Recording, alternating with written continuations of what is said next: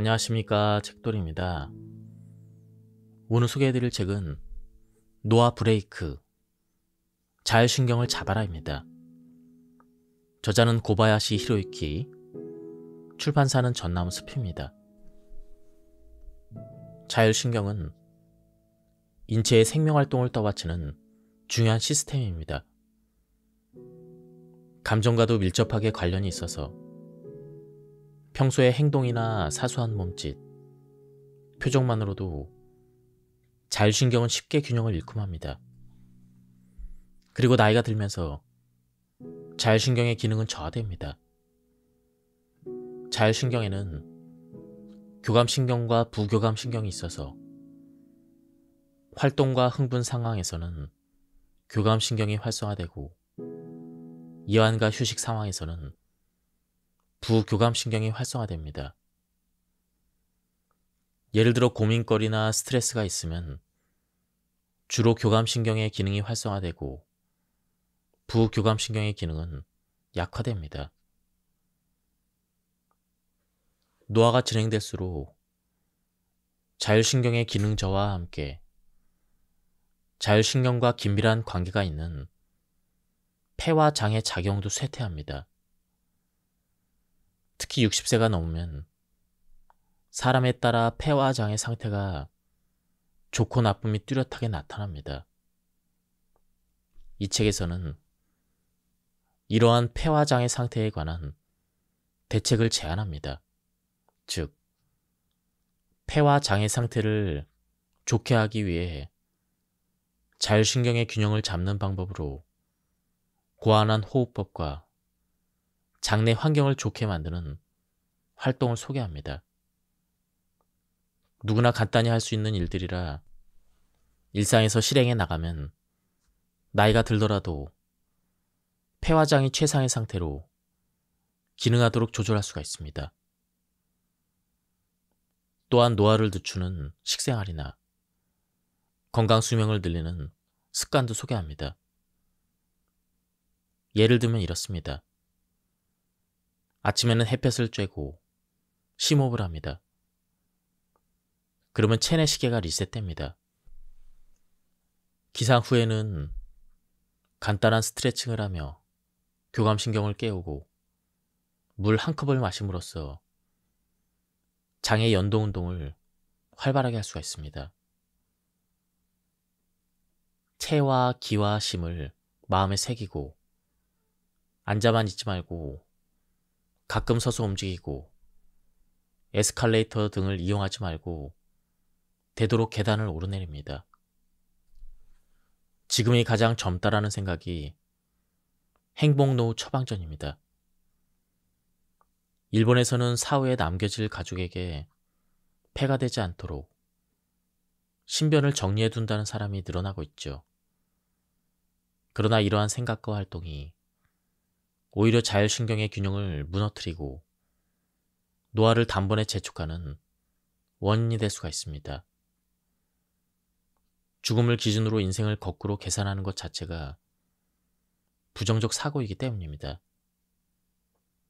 긍정적인 사고야말로 자율신경의 균형을 이루는 비결인 만큼 미래의 일을 미리 걱정하는 마음을 떨쳐버리고 현재 생활에 마음을 씁시다.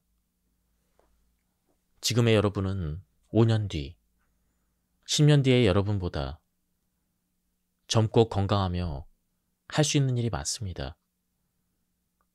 5년 뒤, 10년 뒤에 그때 해두었으면 좋았을 텐데 이렇게 후회하지 않도록 지금 해봅시다. 하지 않을 이유만 찾지 말고 지금이 가장 젊다는 생각으로 살아봅시다. 지금 몇 살이건 늦지 않았습니다. 폐와 장의 건강을 챙기고 건강 수명을 늘리기 위해서라도 자율신경을 제대로 정비해야 합니다. 든든한 기초 위에 지은 집이 튼튼하듯 기초가 튼튼한 몸을 만들고 마음을 안정시켜야 합니다. 이것이 행복한 노후를 맞이하는 처방전이 될 것입니다. 활기차게 기능했던 폐포도 40세 이후부터는 손상되거나 염증이 발생하는 경우가 잦아집니다. 폐 주변에 있는 뼈가 경화하거나 근력이 저하되는 등 다양한 노화 현상으로 인해 산소를 흡수하고 이산화탄소를 배출하는 기능이 점점 떨어지다가 이윽고 호흡 자체가 어려워집니다. 그래서 40고개를 넘으면 호흡이 얕아지고 맙니다. 40대 이후의 달리기는 노화를 촉진할 수가 있습니다. 최근에는 특별한 준비물 없이도 시작할 수 있는 달리기가 인기입니다. 하지만 제가 추천하고 싶은 운동은 달리기가 아니라 걷기입니다. 보통 근력 보강이나 운동 능력 향상에는 달리기가 적합하다고 생각하기 쉽지만 실제로 건강 효과가 좋은 쪽은 걷기입니다. 그 이유는 달리기처럼 운동량이 많은 활동은 호흡이 빨리 얕아지기 때문입니다. 앞서 얘기했듯 폐의 기능은 20대에 정점을 찍은 뒤 40대부터 급격히 쇠퇴하기 시작하면서 호흡이 얕아집니다. 그런데 여기에 호흡을 더 얕게 만드는 운동을 반복하게 되면 부교감신경의 기능이 더욱 저하됩니다. 부교감신경은 남성은 30대, 여성은 40대부터 해마다 조금씩 기능이 떨어집니다. 여기에 호흡을 얕아지게 하는 운동까지 하면 노화가 더욱 촉진될 수가 있습니다. 특히 빠르게 달릴수록 호흡은 더 얕아집니다. 단거리 달리기 선수의 경우 호흡이 얕은 정도가 아니라 거의 무호흡에 가까운 상태로 달립니다. 격렬하게 몸을 움직이는 스포츠나 트레이닝, 빠른 동작을 해도 호흡이 얕아지기 때문에 트레이닝 중에 힘이 지나치게 들어간 나머지 순간적으로 호흡을 멈춰버리는 사람도 덜어 있습니다. 말초 혈관의 혈류를 측정해보면 호흡이 멎는 순간에는 혈액순환이 떨어집니다. 이는 영양분이나 산소가 충분히 공급되지 않는다는 뜻입니다. 혈류가 완전히 멈춰버리면 세포가 죽어버립니다. 빨리 달리기나 격렬한 운동으로 호흡이 얕아지는 경우에도 혈류가 완전히 멈추진 않지만 위험한 상태까지 격감하고 맙니다. 그러므로 호흡이 얕아지는 과격한 운동은 오히려 건강에 해롭습니다. 교감신경의 지속적인 활성화는 당뇨병의 원인이 됩니다. 먼저 건강이란 어떤 상태일까요? 나는 질 좋은 혈액이 몸속의 구석구석 세포까지 순환하는 상태라고 대답합니다. 최신 연구에 따르면 우리 몸에는 약 37조 개의 세포가 존재합니다. 이들 세포 하나하나에 영양분과 산소가 풍부하게 담긴 혈액이 흐르는 것이 건강한 상태라는 뜻이죠. 교감신경이 과도하게 활성화되면 혈관이 수축해서 가늘어집니다. 그로 인해 찌그러진 적혈구는 혈관을 잘 통과하지 못하고 한 곳에 머무르거나 심지어 혈관 내벽을 손상시킵니다. 당뇨병이나 고지혈증 같은 질병 또한 자율신경의 불균형과 깊은 관련이 있습니다. 실제로 환자들의 자율신경을 장시간 계측해 본 결과 교감신경이 과도하게 활성화되어 있다는 점을 알게 되었죠. 이러한 질병들은 주로 약물치료와 생활습관 개선으로 관리합니다. 하지만 약물치료는 어디까지나 증상을 완화하는 대증요법이기 때문에 근본적으로는 생활습관의 개선, 즉 부교감신경을 활성화하는 습관을 들이는 것이 중요합니다. 자율신경의 균형이 맞춰지면 증상은 점차 회복됩니다. 부교감신경이 활성화되면서 증상이 호전되는 이유는 지나치게 수축되어 있던 혈관이 이완되면서 혈류가 개선되기 때문입니다. 혈액이 온몸의 세포에 고르게 공급되면서 건강을 회복하게 되는 것입니다. 변비를 당장 해결해야 되는 이유. 문제는 60에서 70대에 접어들면서 자율신경의 균형이 깨지고 부교감신경의 기능이 급격히 저하된다는 점입니다. 이 시기에는 교감신경이 활성화된 상태로 장의 연동운동이 약해진 나머지 변비가 만성화되는 사람이 많아집니다. 고령자 가운데는 변비를 대수롭지 않게 여기고 방치하는 이들이 많습니다. 나이가 들면 온몸에 크고 작은 불편이나 질병이 다수 생겨서 변비 정도는 뒷전으로 미뤄도 괜찮다고 생각합니다. 하지만 변비야말로 가장 시급히 개선해야 될 질병입니다. 왜냐하면 먹을 것을 소화해서 얻은 영양분을 혈액으로 보내는 장의 기능이 변비 상태에서는 정체되기 때문입니다. 그렇게 되면 혈액의 질에 엄청난 영향을 미칩니다. 변비를 방치하면 대변이 대장에 오래 머무르면서 부패가 진행되고 그로 인해 독소가 발생합니다.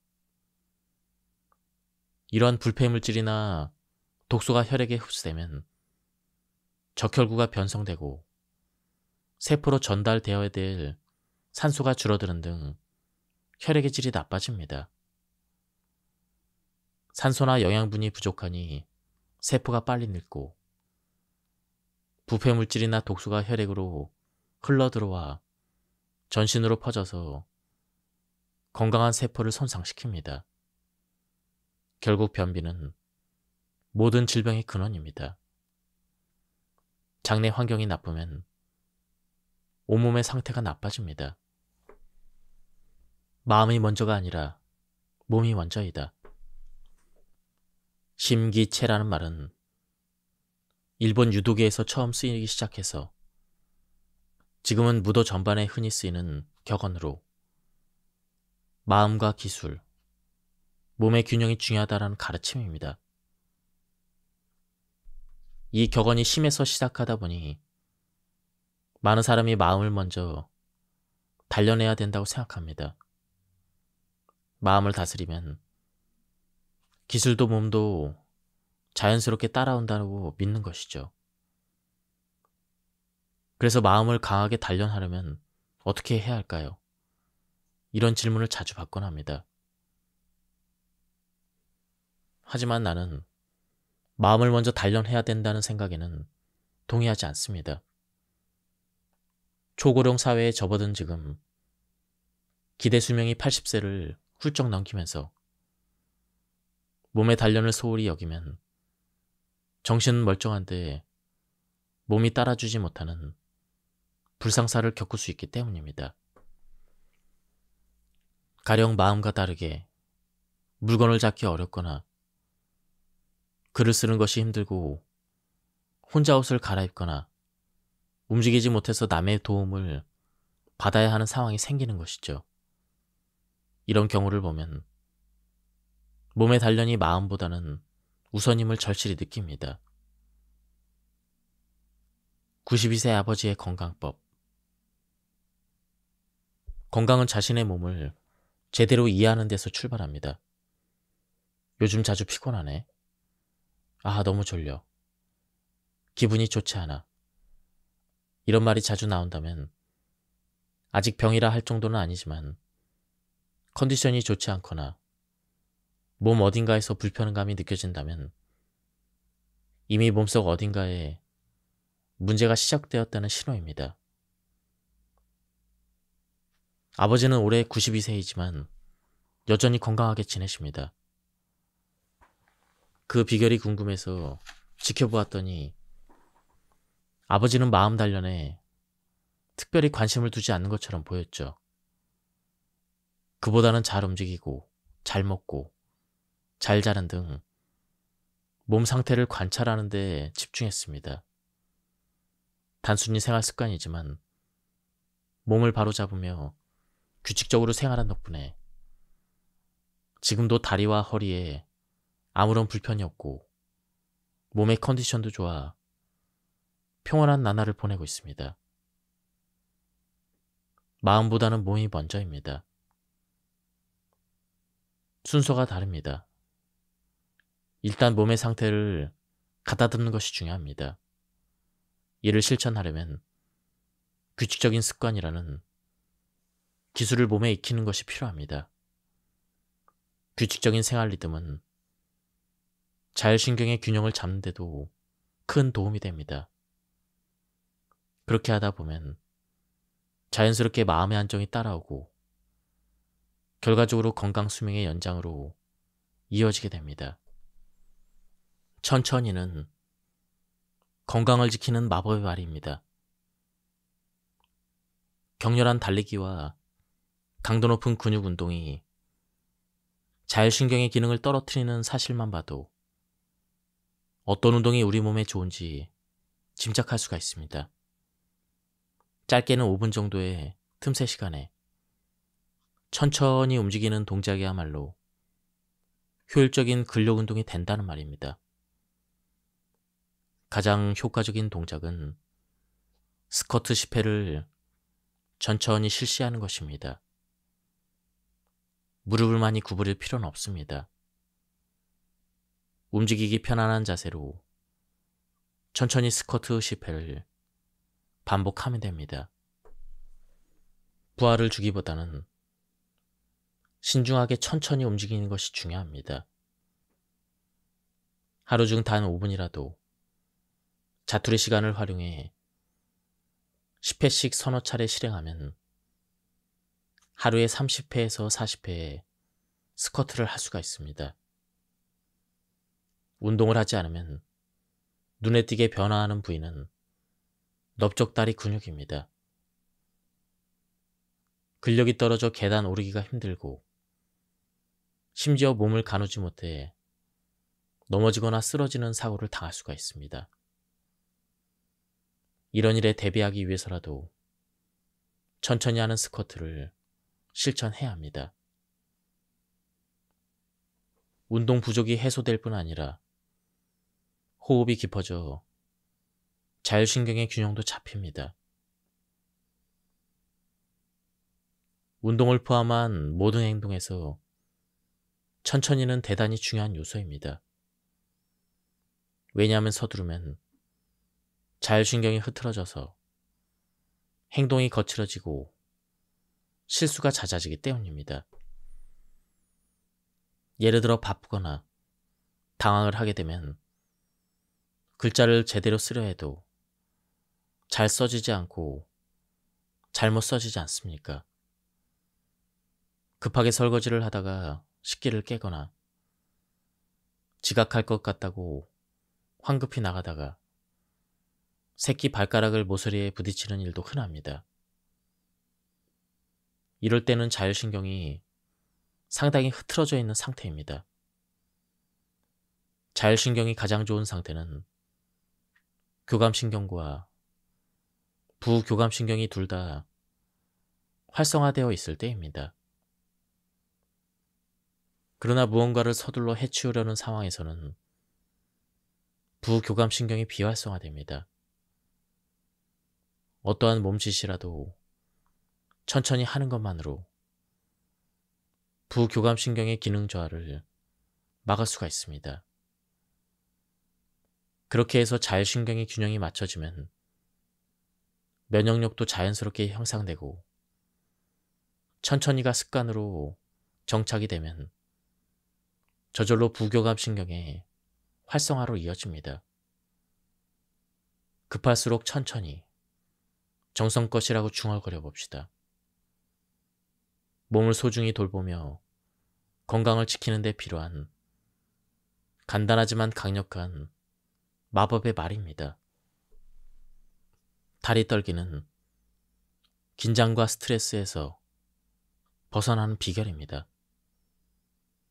다리 떨기는 대개 긴장하거나 초조하거나 심리적으로 압박을 느낄 때 자신도 모르게 나타납니다.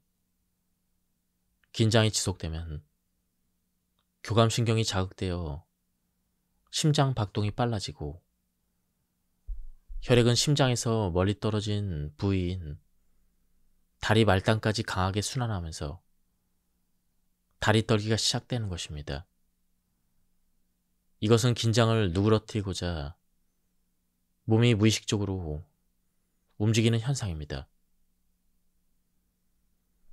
다리를 떨며 생긴 율동적인 자극에 의해 부교감신경이 활성화되어 뇌를 편안하게 만들고 그 결과 몸은 긴장과 스트레스로부터 벗어날 수가 있습니다. 이처럼 다리 떨기는 의외로 건강에 좋은 효과가 있지만 일상에서는 다리 떨기에 대한 부정적인 시선 때문에 쉽게 하기 어렵습니다. 그래서 대안으로 제시하는 방법이 몸 두드리기입니다. 몸 두드리기는 손가락 끝으로 몸의 일부를 적당한 리듬에 맞춰 가볍게 두드리는 요법으로 다리 떨기와 비슷한 효과를 기대할 수가 있습니다. 잠자기 1시간 전 따뜻한 물에 몸을 담가 혈류를 원활하게 하자. 목욕은 하루의 피로를 풀어주는 좋은 습관입니다. 샤워로 몸을 닦아내는 것에 그치지 않고 따뜻한 물로 채운 욕조에 몸을 담그는 것이 중요합니다. 왜냐하면 목욕의 가장 큰 목적은 막혀있는 혈류를 개선하고 신부 체온을 높이는 데 있기 때문이죠. 목욕은 부교감 신경을 활성화하여 편히 잠들 수 있게 해줍니다. 그러나 좋은 수면을 위한 올바른 목욕법을 아는 사람은 많지 않습니다. 목욕물의 온도는 39에서 40도가 적당합니다. 너무 뜨거운 물로 목욕을 하면 교감신경이 활성화되어 혈관이 수축되고 혈액이 끈끈해집니다. 또한 장시간 몸을 담그면 땀으로 수분이 빠져 탈수 증상이 생길 수가 있습니다. 운동은 하루 중 언제 하는 것이 좋을까요? 내가 추천하는 시간대는 바로 밤입니다. 저녁 식사를 마친 뒤 취침하기 1시간 전까지 최소 30분에서 1시간 정도 천천히 걷는 것이 이상적입니다. 밤은 부교감 신경이 활성화되는 시간대이기 때문에 자율신경의 균형을 맞추기에 안성맞춤입니다. 다만 심장박동이 빨라지거나 숨이 찰 정도로 격해지지 않도록 주의해야 합니다. 가볍게 걷는 수준이 적당합니다. 특히 고령자라면 산책하는 정도가 가장 좋습니다. 나 역시 저녁 식사 후에 2km의 거리를 30분에 걸어가는데 꽤 느린 걸음이지만 이 정도로 충분합니다. 밤 운동은 특히 낮 동안 앉아만 있어서 운동량이 부족한 사람에게 효과적입니다. 장시간 앉아 있으면 근육이 경직되고 장기와 조직에 정맥혈이 몰려 울혈이 생깁니다. 울혈은 혈류가 나빠져서 나타나는 현상인데 밤에 하는 적당한 운동은 말초혈관을 이완시켜 울혈을 개선합니다. 실제로 밤에 운동한 날과 그렇지 않은 날의 수면 상태를 비교한 실험에서도 운동한 날의 수면의 질이 훨씬 좋다는 결과가 나왔습니다. 게다가 오랫동안 앉아만 있으면 목과 어깨가 결리거나 요통 등의 통증이 생기기 쉬운데 밤 운동으로 이런 증상이 크게 완화되었다는 사실도 밝혀졌습니다. 지금을 산다는 건 왜 중요할까요? 5년 혹은 10년 뒤의 자신을 떠올려 봅시다. 미래의 나는 분명 지금의 나로 돌아가고 싶을 것입니다. 미래의 나보다 건강하며 젊으며 아직 스스로 할 수 있는 일이 많은 현재의 나를 그리워할 것입니다. 돌아간다면 건강을 더 잘 챙길 걸, 운동을 꾸준히 했으면 좋았을 걸 하며 후회하는 일이 많을 것입니다. 했더라면 좋았을 거라고 후회할 게 뻔하다면 지금부터 시작하면 됩니다. 생활이 불규칙하다면 생활 습관을 바로 잡아봅니다. 운동을 하고 있지 않다면 집 근처라도 매일 걸어봅니다. 흥미가 가는 것이 있다면 그것부터 시작해보면 좋을 것입니다. 부교감신경을 활성화하는 가장 좋은 방법은 바로 호흡입니다. 그 중에서도 천천히 심호흡하기입니다. 천천히 깊게 호흡을 하면 횡격막이 위아래로 크게 움직입니다. 이 동작이 클수록 흡입하는 공기의 양이 많아지고 부교감신경이 활성화되면서 자율신경의 균형이 맞춰집니다. 반대로 빠르게 얕게 호흡하면 횡격막의 움직임이 작아져 흡입하는 공기의 양이 적어지고 부교감신경의 활성화도 저하됩니다. 의식적으로 천천히 깊게 호흡을 하면 부교감신경이 활성화되어 자율신경을 안정시킬 수가 있습니다. 저자는 입으로 호흡하는 것보다는 입을 다물고 코로 호흡하는 것을 추천하고 있습니다. 코 호흡에는 또 다른 장점이 있습니다. 그것은 입 호흡보다 산소 호흡량이 많다는 점입니다. 코 점막에서는 일산화질소라는 가스가 생성됩니다. 코로 호흡하면 일산화질소가 산소와 함께 폐로 전달됩니다. 일산화질소는 폐포에서 산소가 혈액으로 흡수되는 양을 늘림으로써 산소 공급 효율을 개선합니다. 그 때문에 입으로 호흡할 때보다 코로 호흡할 때 산소를 더 효율적으로 흡수할 수가 있습니다. 일산화질소가 폐에 흡수됐을 때 면역 기능이 향상되어 세균이나 바이러스에 대한 방어력을 높인다는 연구 결과도 있습니다. 그렇다면 숨을 내쉴 때는 어떨까요? 코로 숨을 내쉬는 것은 코 점막에서 만들어진 일산화질소를 몸 그대로 밖으로 내보내는 행위입니다. 따라서 일산화질소를 최대한 흡수하려면 코로 들이쉬고 입으로 내쉬는 호흡법이 가장 효과적입니다. 다만 천천히 심호흡하기와 코로 들이쉬고 입으로 내쉬기 호흡법을 하다가도 그만 무심결에 원래 습관으로 돌아가 버리는 일이 종종 생깁니다. 이런 사람들에게 도움이 되는 효과적인 호흡 방법을 소개하겠습니다. 바로 1대2 호흡법입니다. 코로 숨을 들이쉬는 것보다 2배의 시간을 들여 입으로 숨을 내뱉는 방법입니다.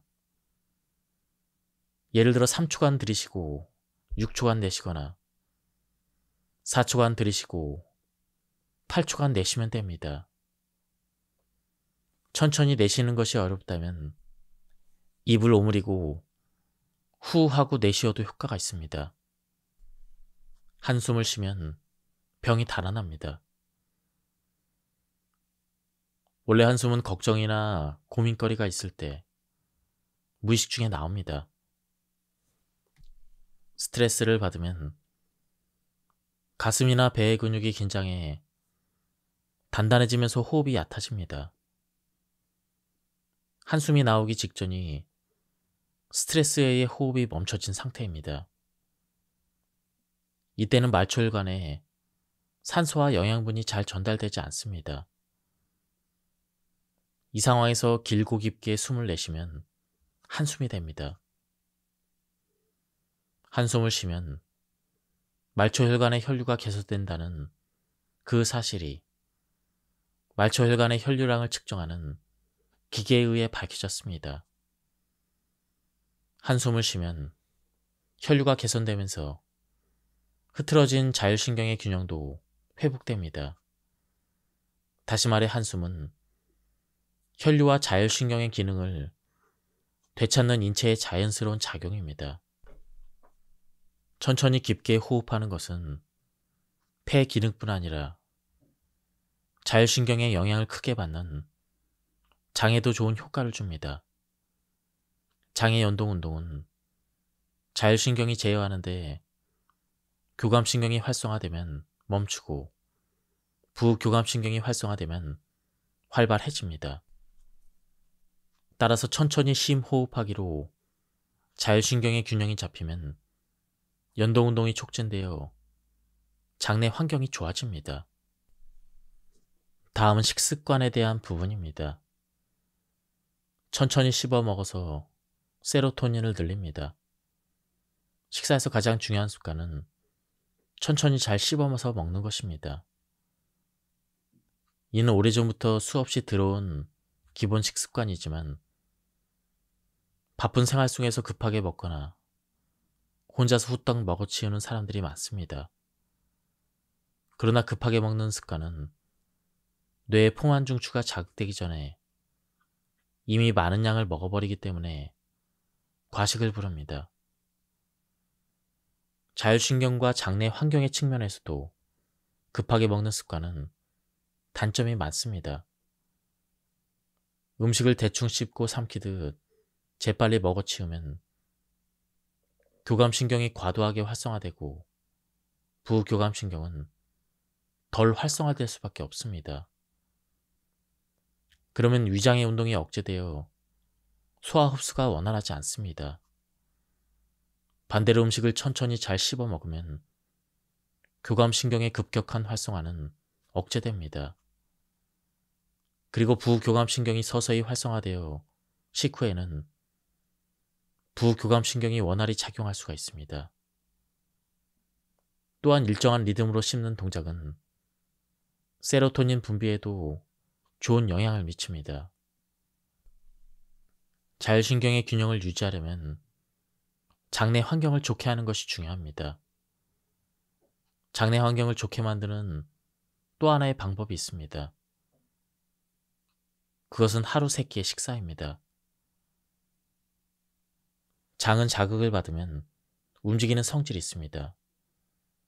실제로 수술 중에 장에 자극을 주었더니 곧바로 꿈틀거리기 시작했다는 것을 본 적이 있습니다. 그런데 하루에 식사를 2끼나 1끼만 한다면 장이 자극받는 횟수도 줄어들게 되어 장이 움직일 기회가 그만큼 적어집니다. 결국 끼니를 걸으면 장운동이 줄 수밖에 없습니다. 식사를 거르는 사람이 많습니다. 장의 움직임 측면에서 보면 다이어트 때문에 식사를 거를 경우 녹차나 따뜻한 물을 마시는 것만으로도 장을 움직이게 할 수가 있습니다. 하지만 식사는 장을 움직이는 것 이상의 효과가 있습니다. 음식을 먹으면 체온이 오르고 대사가 촉진되며 저작운동으로 뇌가 자극되어 자율신경의 균형을 돕습니다. 수분 흡수도 가능합니다. 그러므로 적은 양이라도 하루 3끼를 챙겨 먹는 것이 좋습니다. 그 중에서도 아침 식사가 특히 중요합니다. 아침이 되면 눈이 떠지고 밤이 되면 졸음이 오는 것은 생체 리듬을 조절하는 체내 시계 덕분입니다. 이 생체 리듬을 조절하는 단백질을 만드는 것이 시계 유전자입니다. 아침 식사는 이 시계 유전자와 깊이 관련이 있습니다. 우리 체내 시계는 본래 하루 24시간이 아니라 약 25시간의 주기로 리듬을 유지합니다. 이 차이를 리셋하는 것이 바로 아침 햇볕입니다. 아침 햇볕의 자극이 뇌의 시계 유전자에 전달되면서 24시간 주기로 조종됩니다. 내장이나 세포에도 각각 시계 유전자가 있습니다. 이는 아침 식사로 리셋됩니다. 아침 식사를 거르면 시계 유전자가 리셋되지 않아 뇌는 깨어 있어도 몸은 여전히 잠든 상태가 되는 셈입니다. 따라서 아침 햇볕을 쐰 뒤에 식사를 해야 체내 시계의 리듬이 안정됩니다. 식사 내용도 중요합니다. 육류나 어류, 달걀의 단백질, 올리브유 같은 질 좋은 지방, 밥이나 빵 같은 탄수화물, 채소의 비타민과 미네랄을 골고루 섭취하면 시계 유전자 활성화에 도움이 됩니다. 바나나 1개, 주먹밥 하나 정도로 간단한 아침이라도 먹는 편이 좋습니다. 내게 맞는 요구르트는 따로 있습니다. 요구르트에 쓰이는 유산균은 비피더스균, 가세리균, 불가리아균 등 200종이 넘습니다. 요구르트는 종류가 다양하고 균주와 효과도 다르므로 자신에게 맞는 제품을 찾는 것이 중요합니다. 이를 확인하려면 하루에 200g씩 같은 종류의 요구르트를 2주에서 1개월 동안 꾸준히 먹어보는 것도 좋습니다. 그 과정에서 대변이 바나나 모양으로 바뀌거나 피부결이 개선되거나 수면의 질이 나아지는 변화를 느낀다면 그것이 자신에게 맞는 요구르트라는 신호입니다. 대변의 악취는 암모니아, 황화수소 같은 물질 때문입니다. 이는 유해균이 만들어냅니다. 냄새가 줄었다는 것은 장내 환경이 유해균 중심에서 유익균 중심으로 바뀌었다는 겁니다. 아침 식사를 하면서 요구르트를 먹는 경우가 많지만 장 건강을 위해서는 밤에 먹는 것이 효과적입니다. 밤 10시부터 새벽 2시까지는 부교감신경이 활성화되어 장운동이 가장 활발한 황금 시간대이기 때문입니다. 이 시간대에 맞춰 요구르트를 섭취하면 장내 환경이 좋아집니다. 요구르트를 밤에 섭취하면 좋은 점이 또 있습니다. 그것은 성장 호르몬과 단백질의 관계에서 찾을 수가 있습니다. 성장 호르몬은 잠자는 동안 활발히 분비되어 몸의 기능을 조절하고 근육을 눌리는 구실을 합니다. 이때 단백질을 함께 섭취하면 흡수력이 좋아져 근육을 감소시키지 않아 다이어트에도 효과적입니다. 요구르트는 식전보다는 위산이 약해진 식후에 먹는 것이 유산균이 장까지 살아서 도달되기가 쉽습니다. 따라서 저녁 식사 후에 요구르트를 먹는 습관이 가장 이상적입니다. 지금까지 이 책에 대한 리뷰를 모두 마쳤습니다. 제가 발췌해서 요약했기 때문에 내용이 많이 끊겼습니다. 한번 책을 구해서 읽어보실 것을 추천드립니다. 여기서 리뷰를 마치도록 하겠습니다. 감사합니다. 안녕하십니까, 책돌이입니다. 오늘 소개해드릴 책은 노아 브레이크, 자율신경을 잡아라입니다. 저자는 고바야시 히로유키, 출판사는 전나무 숲입니다. 자율신경은 인체의 생명활동을 떠받치는 중요한 시스템입니다. 감정과도 밀접하게 관련이 있어서 평소의 행동이나 사소한 몸짓, 표정만으로도 자율신경은 쉽게 균형을 잃고 맙니다. 그리고 나이가 들면서 자율신경의 기능은 저하됩니다. 자율신경에는 교감신경과 부교감신경이 있어서 활동과 흥분 상황에서는 교감신경이 활성화되고 이완과 휴식 상황에서는 부교감신경이 활성화됩니다. 예를 들어 고민거리나 스트레스가 있으면 주로 교감신경의 기능이 활성화되고 부교감신경의 기능은 약화됩니다. 노화가 진행될수록 자율신경의 기능 저하와 함께 자율신경과 긴밀한 관계가 있는 폐와 장의 작용도 쇠퇴합니다. 특히 60세가 넘으면 사람에 따라 폐와 장의 상태가 좋고 나쁨이 뚜렷하게 나타납니다. 이 책에서는 이러한 폐와 장의 상태에 관한 대책을 제안합니다. 즉, 폐와 장의 상태를 좋게 하기 위해 자율신경의 균형을 잡는 방법으로 고안한 호흡법과 장내 환경을 좋게 만드는 활동을 소개합니다.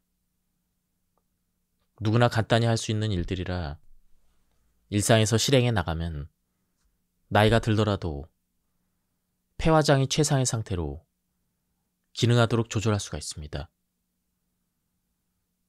또한 노화를 늦추는 식생활이나 건강 수명을 늘리는 습관도 소개합니다. 예를 들면 이렇습니다.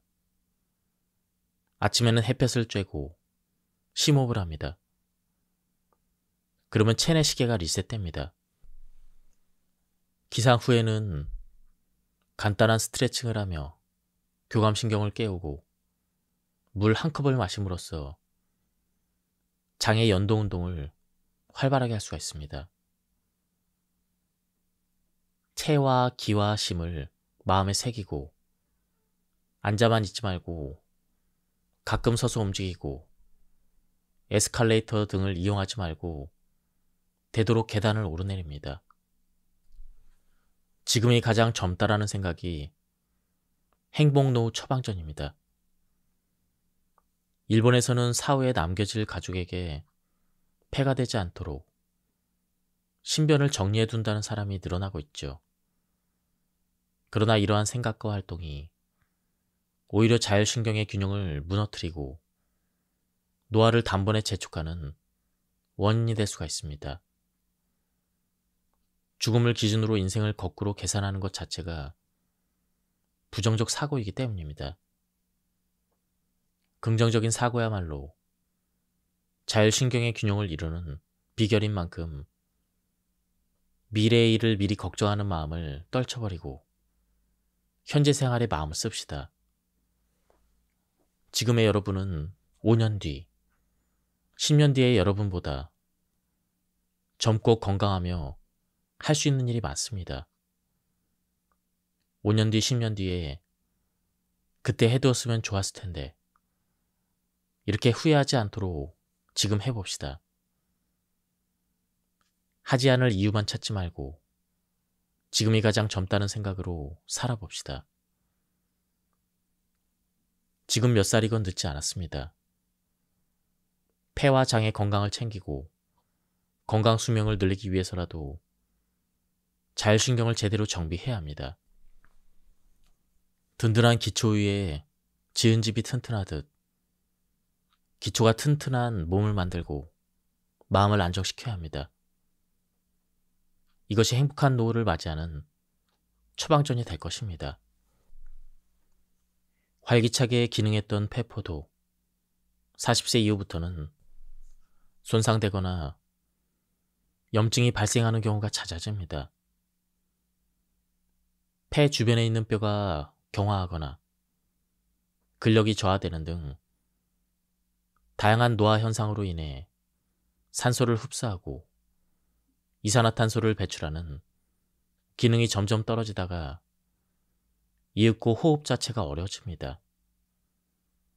그래서 40고개를 넘으면 호흡이 얕아지고 맙니다. 40대 이후의 달리기는 노화를 촉진할 수가 있습니다. 최근에는 특별한 준비물 없이도 시작할 수 있는 달리기가 인기입니다. 하지만 제가 추천하고 싶은 운동은 달리기가 아니라 걷기입니다. 보통 근력 보강이나 운동 능력 향상에는 달리기가 적합하다고 생각하기 쉽지만 실제로 건강 효과가 좋은 쪽은 걷기입니다. 그 이유는 달리기처럼 운동량이 많은 활동은 호흡이 빨리 얕아지기 때문입니다. 앞서 얘기했듯 폐의 기능은 20대에 정점을 찍은 뒤 40대부터 급격히 쇠퇴하기 시작하면서 호흡이 얕아집니다. 그런데 여기에 호흡을 더 얕게 만드는 운동을 반복하게 되면 부교감신경의 기능이 더욱 저하됩니다. 부교감신경은 남성은 30대, 여성은 40대부터 해마다 조금씩 기능이 떨어집니다. 여기에 호흡을 얕아지게 하는 운동까지 하면 노화가 더욱 촉진될 수가 있습니다. 특히 빠르게 달릴수록 호흡은 더 얕아집니다. 단거리 달리기 선수의 경우 호흡이 얕은 정도가 아니라 거의 무호흡에 가까운 상태로 달립니다. 격렬하게 몸을 움직이는 스포츠나 트레이닝, 빠른 동작을 해도 호흡이 얕아지기 때문에 트레이닝 중에 힘이 지나치게 들어간 나머지 순간적으로 호흡을 멈춰버리는 사람도 덜어 있습니다. 말초 혈관의 혈류를 측정해보면 호흡이 멎는 순간에는 혈액순환이 떨어집니다. 이는 영양분이나 산소가 충분히 공급되지 않는다는 뜻입니다. 혈류가 완전히 멈춰버리면 세포가 죽어버립니다. 빨리 달리기나 격렬한 운동으로 호흡이 얕아지는 경우에도 혈류가 완전히 멈추진 않지만 위험한 상태까지 격감하고 맙니다. 그러므로 호흡이 얕아지는 과격한 운동은 오히려 건강에 해롭습니다. 교감신경의 지속적인 활성화는 당뇨병의 원인이 됩니다. 먼저 건강이란 어떤 상태일까요? 나는 질 좋은 혈액이 몸속의 구석구석 세포까지 순환하는 상태라고 대답합니다. 최신 연구에 따르면 우리 몸에는 약 37조 개의 세포가 존재합니다. 이들 세포 하나하나에 영양분과 산소가 풍부하게 담긴 혈액이 흐르는 것이 건강한 상태라는 뜻이죠. 교감신경이 과도하게 활성화되면 혈관이 수축해서 가늘어집니다. 그로 인해 찌그러진 적혈구는 혈관을 잘 통과하지 못하고 한 곳에 머무르거나 심지어 혈관 내벽을 손상시킵니다. 당뇨병이나 고지혈증 같은 질병 또한 자율신경의 불균형과 깊은 관련이 있습니다. 실제로 환자들의 자율신경을 장시간 계측해 본 결과 교감신경이 과도하게 활성화되어 있다는 점을 알게 되었죠. 이러한 질병들은 주로 약물치료와 생활습관 개선으로 관리합니다. 하지만 약물치료는 어디까지나 증상을 완화하는 대증요법이기 때문에 근본적으로는 생활습관의 개선, 즉 부교감신경을 활성화하는 습관을 들이는 것이 중요합니다. 자율신경의 균형이 맞춰지면 증상은 점차 회복됩니다. 부교감신경이 활성화되면서 증상이 호전되는 이유는 지나치게 수축되어 있던 혈관이 이완되면서 혈류가 개선되기 때문입니다. 혈액이 온몸의 세포에 고르게 공급되면서 건강을 회복하게 되는 것입니다. 변비를 당장 해결해야 되는 이유. 문제는 60에서 70대에 접어들면서 자율신경의 균형이 깨지고 부교감신경의 기능이 급격히 저하된다는 점입니다. 이 시기에는 교감신경이 활성화된 상태로 장의 연동운동이 약해진 나머지 변비가 만성화되는 사람이 많아집니다. 고령자 가운데는 변비를 대수롭지 않게 여기고 방치하는 이들이 많습니다. 나이가 들면 온몸에 크고 작은 불편이나 질병이 다수 생겨서 변비 정도는 뒷전으로 미뤄도 괜찮다고 생각합니다. 하지만 변비야말로 가장 시급히 개선해야 될 질병입니다.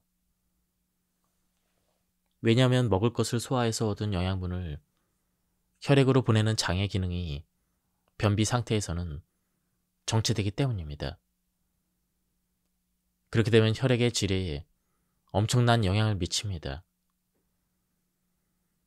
변비를 방치하면 대변이 대장에 오래 머무르면서 부패가 진행되고 그로 인해 독소가 발생합니다. 이러한 불폐물질이나 독소가 혈액에 흡수되면 적혈구가 변성되고 세포로 전달되어야 될 산소가 줄어드는 등 혈액의 질이 나빠집니다. 산소나 영양분이 부족하니 세포가 빨리 늙고 부패물질이나 독소가 혈액으로 흘러들어와 전신으로 퍼져서 건강한 세포를 손상시킵니다. 결국 변비는 모든 질병의 근원입니다. 장내 환경이 나쁘면 온몸의 상태가 나빠집니다. 마음이 먼저가 아니라 몸이 먼저이다. 심기체라는 말은 일본 유도계에서 처음 쓰이기 시작해서 지금은 무도 전반에 흔히 쓰이는 격언으로 마음과 기술, 몸의 균형이 중요하다는 가르침입니다. 이 격언이 심에서 시작하다 보니 많은 사람이 마음을 먼저 단련해야 된다고 생각합니다. 마음을 다스리면 기술도 몸도 자연스럽게 따라온다고 믿는 것이죠. 그래서 마음을 강하게 단련하려면 어떻게 해야 할까요? 이런 질문을 자주 받곤 합니다. 하지만 나는 마음을 먼저 단련해야 된다는 생각에는 동의하지 않습니다. 초고령 사회에 접어든 지금 기대 수명이 80세를 훌쩍 넘기면서 몸의 단련을 소홀히 여기면 정신은 멀쩡한데 몸이 따라주지 못하는 불상사를 겪을 수 있기 때문입니다. 가령 마음과 다르게 물건을 잡기 어렵거나 글을 쓰는 것이 힘들고 혼자 옷을 갈아입거나 움직이지 못해서 남의 도움을 받아야 하는 상황이 생기는 것이죠. 이런 경우를 보면 몸의 단련이 마음보다는 우선임을 절실히 느낍니다. 92세 아버지의 건강법. 건강은 자신의 몸을 제대로 이해하는 데서 출발합니다. 요즘 자주 피곤하네. 아, 너무 졸려. 기분이 좋지 않아. 이런 말이 자주 나온다면 아직 병이라 할 정도는 아니지만 컨디션이 좋지 않거나 몸 어딘가에서 불편감이 느껴진다면 이미 몸속 어딘가에 문제가 시작되었다는 신호입니다. 아버지는 올해 92세이지만 여전히 건강하게 지내십니다.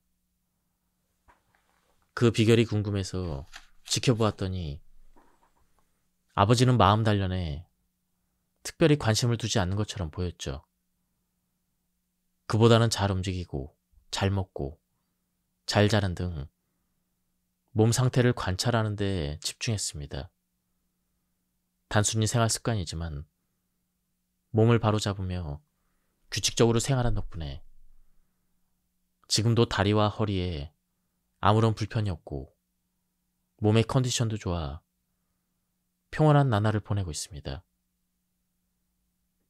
마음보다는 몸이 먼저입니다. 순서가 다릅니다.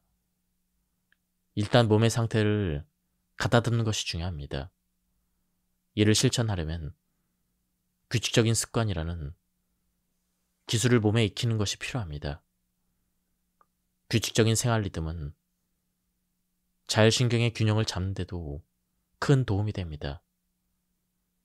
그렇게 하다 보면 자연스럽게 마음의 안정이 따라오고 결과적으로 건강 수명의 연장으로 이어지게 됩니다. 천천히는 건강을 지키는 마법의 말입니다. 격렬한 달리기와 강도 높은 근육 운동이 자율신경의 기능을 떨어뜨리는 사실만 봐도 어떤 운동이 우리 몸에 좋은지 짐작할 수가 있습니다. 짧게는 5분 정도의 틈새 시간에 천천히 움직이는 동작이야말로 효율적인 근력 운동이 된다는 말입니다. 가장 효과적인 동작은 스쿼트 10회를 천천히 실시하는 것입니다. 무릎을 많이 구부릴 필요는 없습니다. 움직이기 편안한 자세로 천천히 스쿼트 10회를 반복하면 됩니다.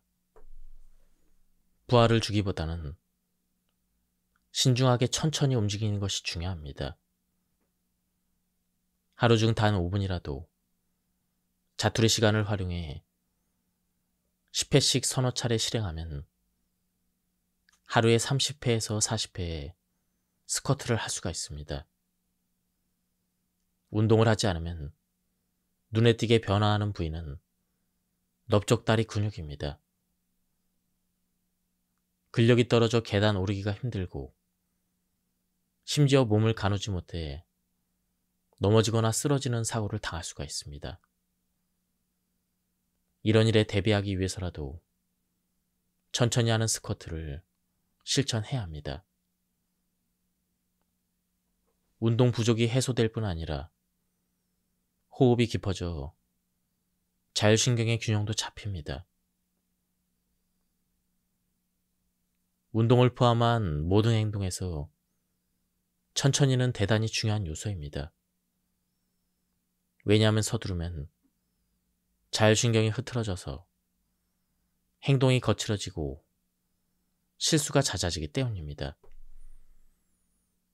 예를 들어 바쁘거나 당황을 하게 되면 글자를 제대로 쓰려 해도 잘 써지지 않고 잘못 써지지 않습니까?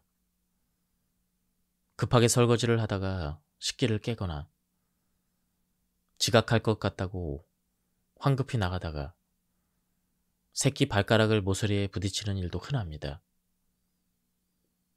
이럴 때는 자율신경이 상당히 흐트러져 있는 상태입니다. 자율신경이 가장 좋은 상태는 교감신경과 부교감신경이 둘 다 활성화되어 있을 때입니다. 그러나 무언가를 서둘러 해치우려는 상황에서는 부교감신경이 비활성화됩니다. 어떠한 몸짓이라도 천천히 하는 것만으로 부교감신경의 기능 저하를 막을 수가 있습니다.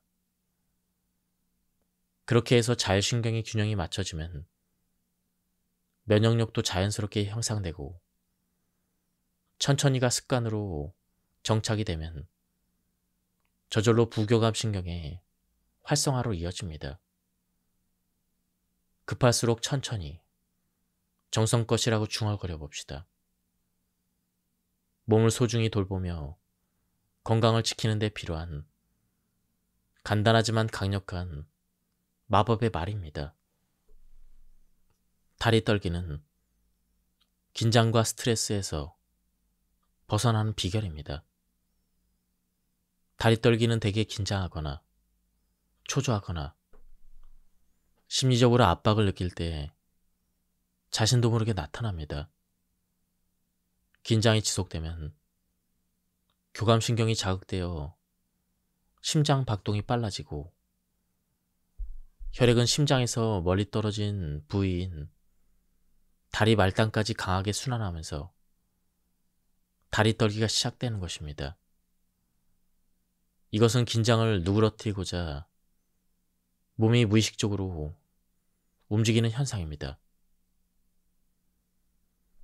다리를 떨며 생긴 율동적인 자극에 의해 부교감신경이 활성화되어 뇌를 편안하게 만들고 그 결과 몸은 긴장과 스트레스로부터 벗어날 수가 있습니다. 이처럼 다리 떨기는 의외로 건강에 좋은 효과가 있지만 일상에서는 다리 떨기에 대한 부정적인 시선 때문에 쉽게 하기 어렵습니다. 그래서 대안으로 제시하는 방법이 몸 두드리기입니다. 몸 두드리기는 손가락 끝으로 몸의 일부를 적당한 리듬에 맞춰 가볍게 두드리는 요법으로 다리 떨기와 비슷한 효과를 기대할 수가 있습니다.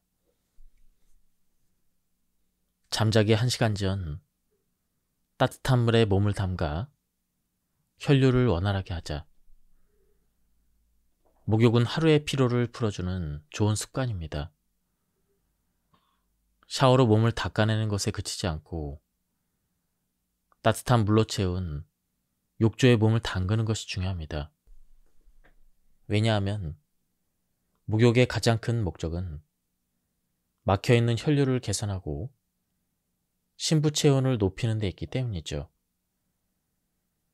목욕은 부교감 신경을 활성화하여 편히 잠들 수 있게 해줍니다.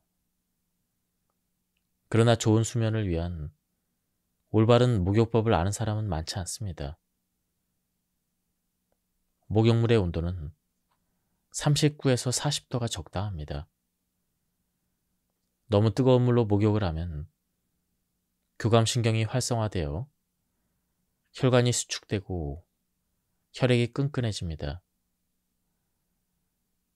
또한 장시간 몸을 담그면 땀으로 수분이 빠져 탈수 증상이 생길 수가 있습니다. 운동은 하루 중 언제 하는 것이 좋을까요? 내가 추천하는 시간대는 바로 밤입니다. 저녁 식사를 마친 뒤 취침하기 1시간 전까지 최소 30분에서 1시간 정도 천천히 걷는 것이 이상적입니다. 밤은 부교감 신경이 활성화되는 시간대이기 때문에 자율신경의 균형을 맞추기에 안성맞춤입니다. 다만 심장박동이 빨라지거나 숨이 찰 정도로 격해지지 않도록 주의해야 합니다. 가볍게 걷는 수준이 적당합니다. 특히 고령자라면 산책하는 정도가 가장 좋습니다. 나 역시 저녁 식사 후에 2km의 거리를 30분에 걸어가는데 꽤 느린 걸음이지만 이 정도로 충분합니다. 밤 운동은 특히 낮 동안 앉아만 있어서 운동량이 부족한 사람에게 효과적입니다. 장시간 앉아 있으면 근육이 경직되고 장기와 조직에 정맥혈이 몰려 울혈이 생깁니다. 울혈은 혈류가 나빠져서 나타나는 현상인데 밤에 하는 적당한 운동은 말초혈관을 이완시켜 울혈을 개선합니다. 실제로 밤에 운동한 날과 그렇지 않은 날의 수면 상태를 비교한 실험에서도 운동한 날의 수면의 질이 훨씬 좋다는 결과가 나왔습니다.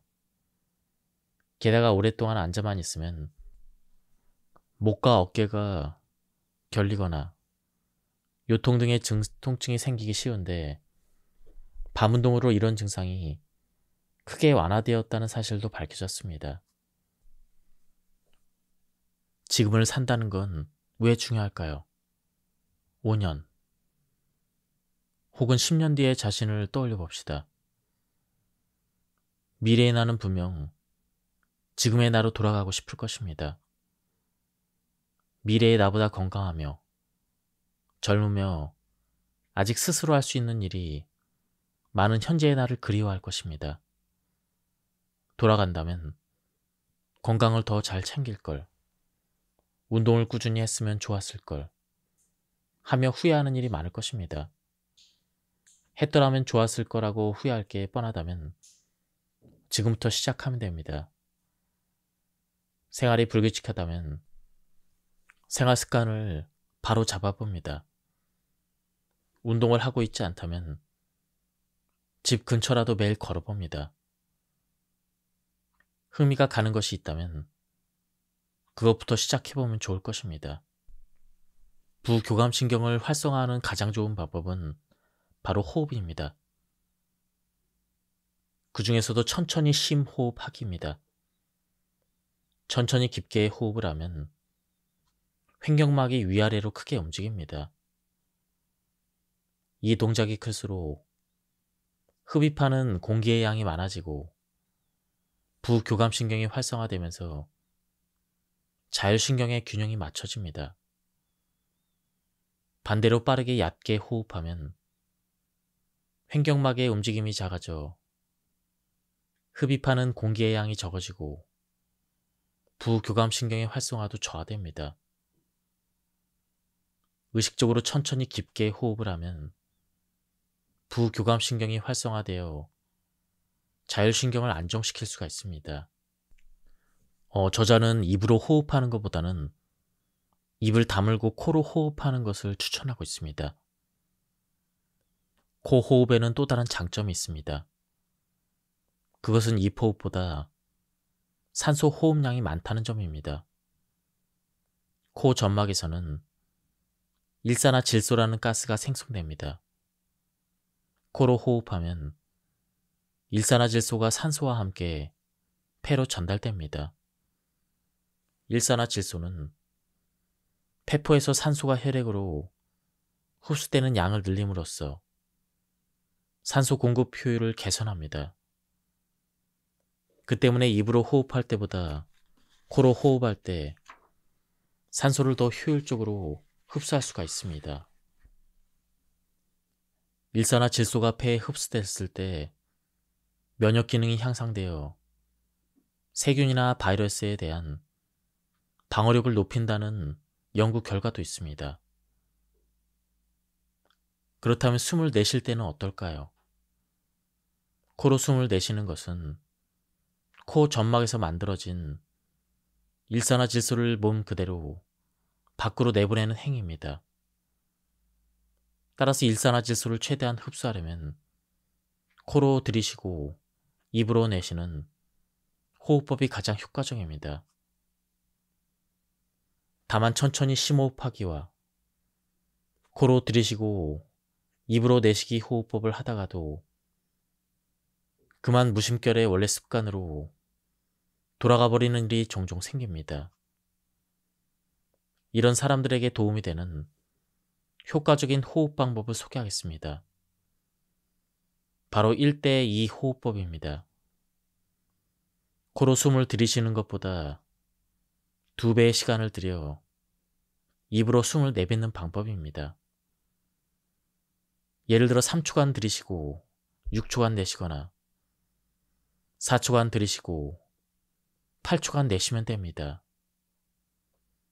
천천히 내쉬는 것이 어렵다면 입을 오므리고 후 하고 내쉬어도 효과가 있습니다. 한숨을 쉬면 병이 달아납니다. 원래 한숨은 걱정이나 고민거리가 있을 때 무의식 중에 나옵니다.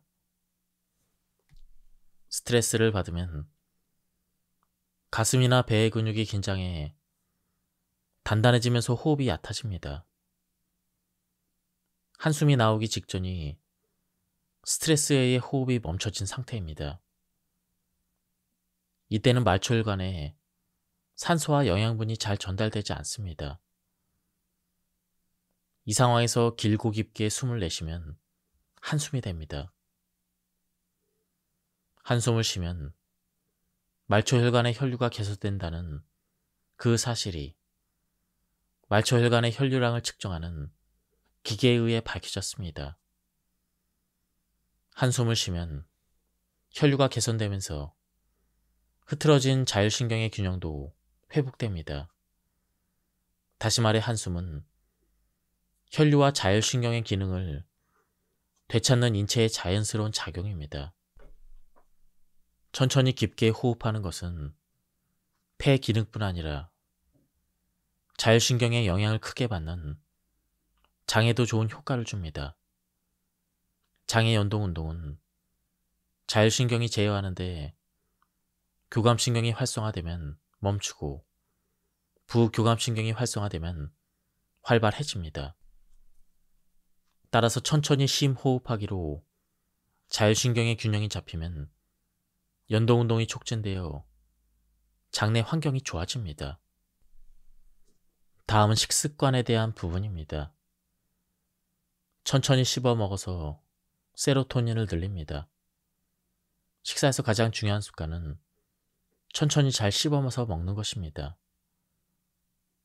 이는 오래전부터 수없이 들어온 기본 식습관이지만 바쁜 생활 속에서 급하게 먹거나 혼자서 후딱 먹어치우는 사람들이 많습니다.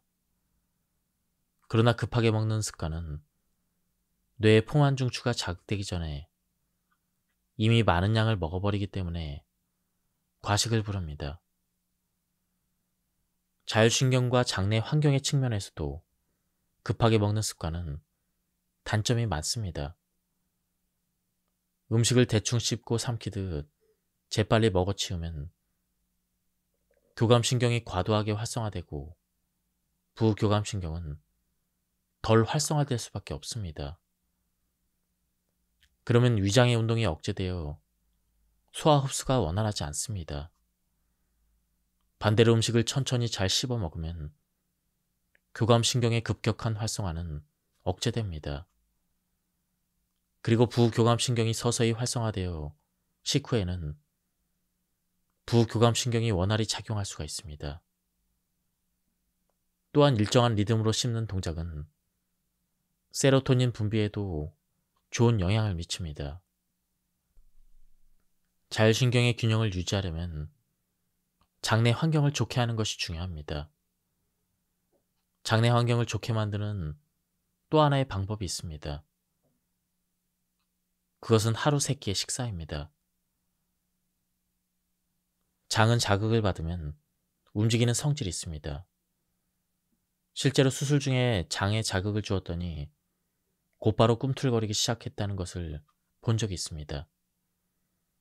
그런데 하루에 식사를 2끼나 1끼만 한다면 장이 자극받는 횟수도 줄어들게 되어 장이 움직일 기회가 그만큼 적어집니다. 결국 끼니를 걸으면 장 운동이 줄 수밖에 없습니다. 식사를 거르는 사람이 많습니다.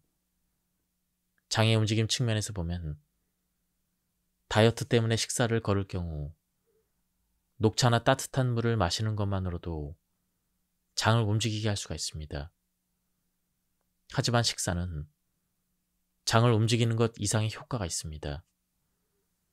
음식을 먹으면 체온이 오르고 대사가 촉진되며 저작운동으로 뇌가 자극되어 자율신경의 균형을 돕습니다.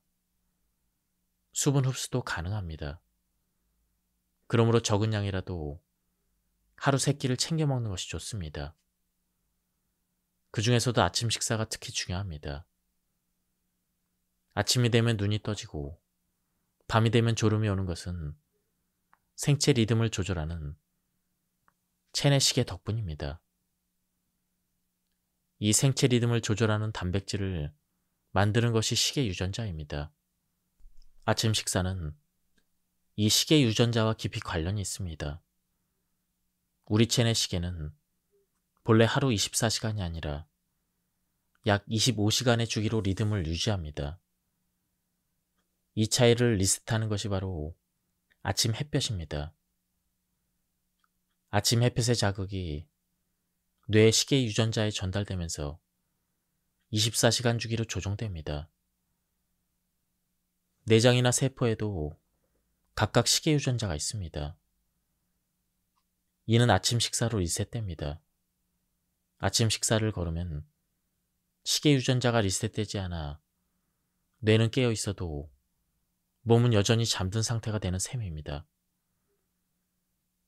따라서 아침 햇볕을 쐰 뒤에 식사를 해야 체내 시계의 리듬이 안정됩니다.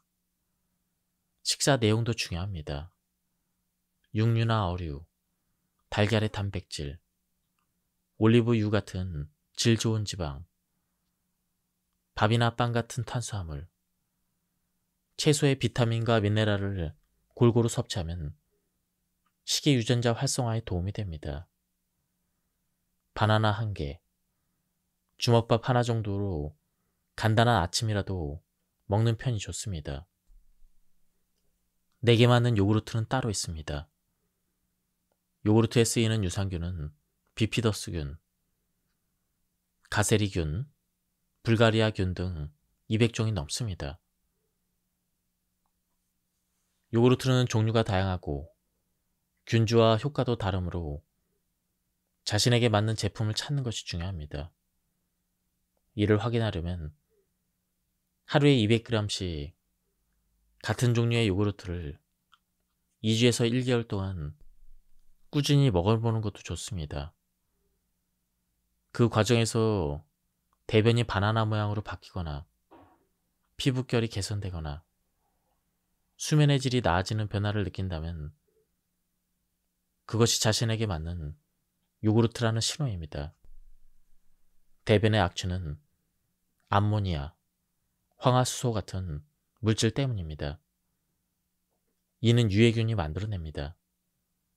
냄새가 줄었다는 것은 장내 환경이 유해균 중심에서 유익균 중심으로 바뀌었다는 겁니다.